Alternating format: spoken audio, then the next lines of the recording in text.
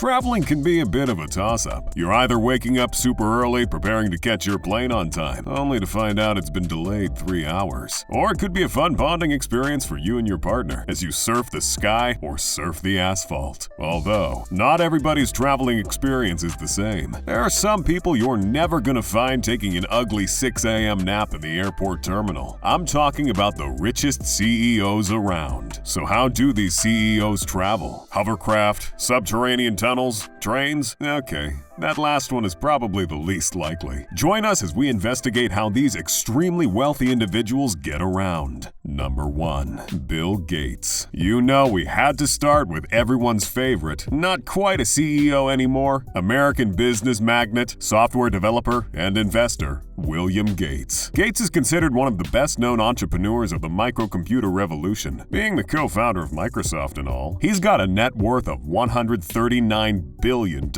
and a spot as the 4th richest person in the world. Gates has pursued many business and philanthropic endeavors. He has founded and chaired several companies, including Cascade Investment and Terra Power, all of which, as you can imagine, required a lot of traveling. Because of that, he spent a very tiny part of his gargantuan wealth purchasing some of the finest cars and private jets. I mean, if you're traveling to a conference on eradicating poverty, you gotta do it in style. So, what types of vehicles does Bill Gates use to get around? According to Bill Gates, 50% of business travel is set to disappear in the future, and I think most of us are inclined to agree. But till then, though, Gates is gonna keep surfing the clouds in some of the freshest flying machines money can buy. Bill Gates might not own a yacht, but he does own a Cessna 208 Caravan seaplane. This $2.4 million plane is what you call rugged, capable of being used for humanitarian and military purposes, and, of course, luxury travel. Fitted with a 675 horsepower engine, capable of a top speed of 344 kilometers per hour, with a carrying capacity of 10 to 14 people. Yet somehow, the plane doesn't incur high maintenance costs. Not like that would be a problem for Bill anyway. When Gates doesn't feel like making a water landing, though, he could just fly in one of his 2 Gulfstream G650s, one of the world's most luxurious private jets, and Gates has 2 of them. Please indicate if you're surprised, because I'm not. The Gulfstream G650 family of private jets holds over 110 world speed records, and its engines are powered by Rolls-Royce. Couple that with an extremely spacious interior, filled with unmatched luxury, it's no wonder Bill happily picked up 2 of these for $65 million.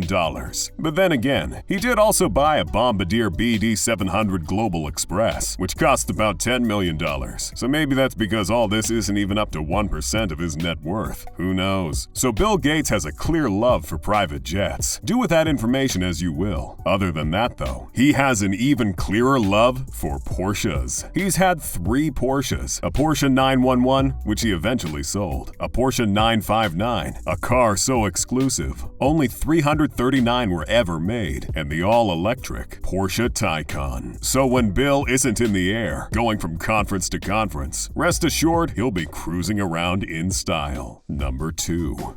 Larry Ellison. With a net worth of $128 billion and ranked 7th richest person in the world, Larry Ellison made an incredible amount of money by being the CEO and founder of a tech company you've probably heard of, but have no idea what they do, called Oracle. Larry Ellison used to be the richest person in the world, way back in the 90s. These days, only space billionaires take that spot. He was also at various times the highest paid executive in the world, with a salary above $90 million in some years, making him just the right kind of person for this list. Larry Ellison's tale of wealth has been regarded as a true rags to riches story, going from a toddler put up for adoption, dropping out of the University of Illinois, to become one of the wealthiest people on the planet. He's had quite a few jobs in the tech industry, which ultimately influenced him to create Oracle, which was successful enough to compete with Sybase and Microsoft SQL Server. It was also successful enough for him to have been married and divorced 4 times, without finding himself living in a shipping container. Other than that, his extreme wealth has ensured that when he needs to travel anywhere for any meetings, he's gonna do it in the fanciest car available. Some of his favorite cars include an Audi R8, a $150,000 car that's gonna be turning heads in traffic. And speaking of turning heads, no car is gonna do that better than his McLaren F1. I mean, just look at this beauty. I wouldn't want to boost this car if they said I could keep it for free. I'd just feel bad. Of course, that's just how he travels on land. When he wants to travel to his private island in Hawaii, though, well, let's just say you're not gonna see him standing in line for a ticket. Number 3.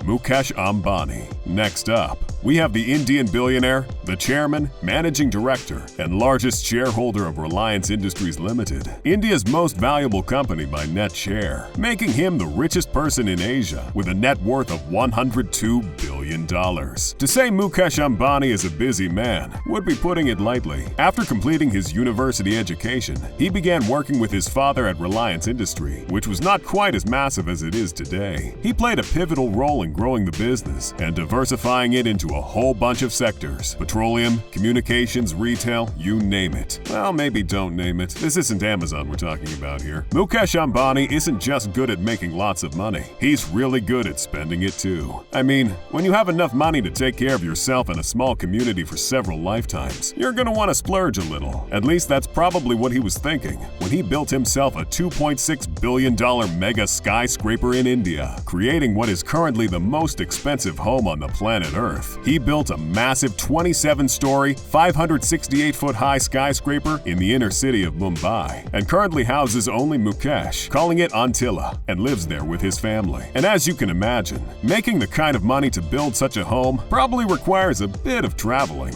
And when he travels in style. Mukesh Ambani really loves his cars. You're probably not going to see him driving the same car twice in 1 week. Why? Well, that's because he's got 168 of these bad boys parked in the bottom floors of his massive tower. His car collection includes vehicles like the $250,000 Rolls-Royce Phantom drop-dead coupe, a bulletproof Mercedes-Benz E-Class that can survive a 15-kilogram TNT blast, and of course, a Lamborghini Urus. Everyone knows you're not really rich unless you own a sports car. Mukesh Ambani doesn't just own a lot of cars, he's also the proud owner of multiple flying machines, which includes, but are not limited to, the Boeing Business Jet, a massive jet that provides even larger amounts of luxury. I mean, this thing could easily be called a flying hotel, and maybe only a couple of people would think you're crazy. The 1,004 square feet of interior space comes with a private bedroom suite and a well-equipped executive office, all for the low price of $73 million. Mukesh Ambani also owns a Falcon 900 EX jet. I mean, why stop at one, right? When you can also own a cutting-edge private jet capable of long-distance travel that can also carry up to 16 passengers. Ambani certainly didn't stop at one. He stopped at 3, with the last jet in his fleet being the Airbus A319, a jet widely used as a commercial passenger jet airliner, making it perfect for carrying around his extended family. Might be why he gifted it to his wife, Nita Ambani. That way he doesn't need to be in the same cabin when the stepmom flies with them.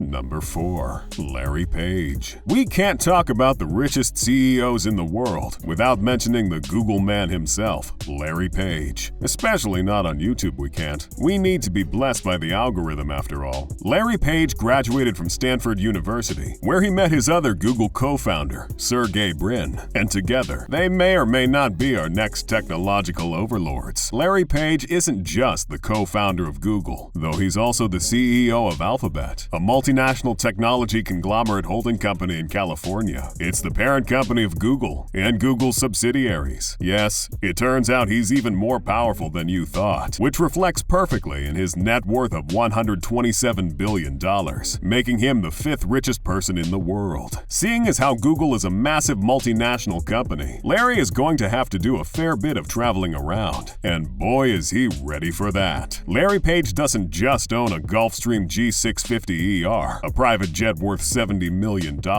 capable of accommodating 18 passengers. He also co-owned a Boeing 767 private jet, together with Sergey Brin. The 767 has 2 private staterooms, each with its own bathroom. Now that's what I call comfort. Larry Page might not own a fleet of private jets. However, we do know that Google executives like to fly private, and Google has its own private airport near San Jose, meaning easy access to private jets for everyone. When I said Larry Page is prepared, I meant it. On the road, however, he never drives anything too crazy. Page is said to drive a Prius. He also owns a Tesla Roadster and a white Tesla X. He received one of the first Tesla X models when it was put up for sale. He does have one more vehicle. It isn't exactly great for traveling, but it is great for parties. Larry Page bought a $45 million yacht. It comes with a helipad and a jacuzzi on the deck. In 2011, he bought a 193-foot mega yacht that could easily sail any ocean in the world. But